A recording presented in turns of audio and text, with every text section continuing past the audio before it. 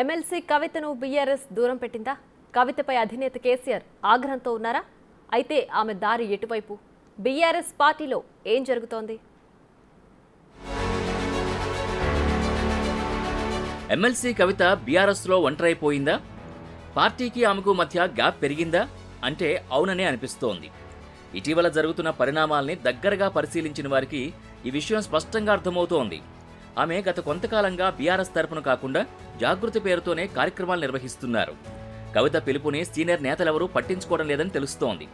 ఇటీవల ధర్నా చౌక్ దగ్గర కవిత నిర్వహించిన ధర్నాకు బీఆర్ఎస్ సీనియర్ నేతలు సబితా ఇంద్రారెడ్డి, సత్యవతి రాథోడ్, సునీతా లక్ష్మారెడ్డి, మాలోతు కవిత ఎవరూ హాజరు కాలేదు. జాగృతి కార్యకర్తలు తప్ప కవిత వెంట బీఆర్ఎస్ లీడర్లెవరూ కనిపించలేదు. దీంతో కవిత పార్టీలో ఒంటరైందనే చర్చ జరుగుతోంది. అసెంబ్లీ ఎన్నికల్లో అనూహ్యంగా ఓటమి పాలైన బీఆర్ఎస్ ఇంకా ఆ షాక్ నుంచి కోలుకోలేకపోతోంది.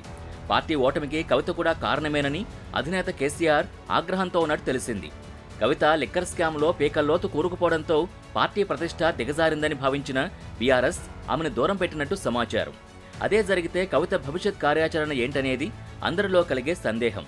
ఈ విషయంలో ముందు చూపుతోనే ఉన్న కవిత బీజేపీలో చేరే ప్రయత్నాలు చేస్తున్నట్టు సమాచారం. ఆమె చెనజిఆర్ స్వామితో భేటీ కావడం కూడా అందుకేననే టాక్ వినిపిస్తోంది. కేసీఆర్కు చెనజిఆర్ స్వామికి మధ్య చాలా రోజుల నుంచి గ్యాప్ ఉంది.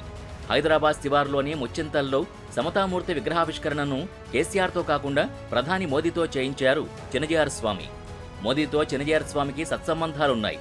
లిక్కర్ కేసు నుంచి బయటపడేందుకు బీజేపీలో చేరేందుకు మోదీతో రాయబారం నడపాలని చెనజిఆర్ స్వామిని కవిత కోరినట్టు తెలిసింది.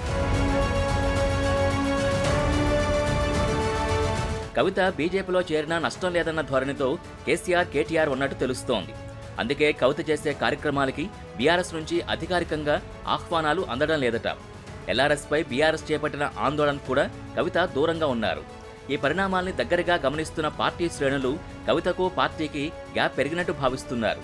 ఒకవేళ కవిత బీజేపీలో చేరాలనుకున్నా ఆ పార్టీ చేర్చుకుంటుందా అనేది కూడా అనుమానమే అంటున్నారు.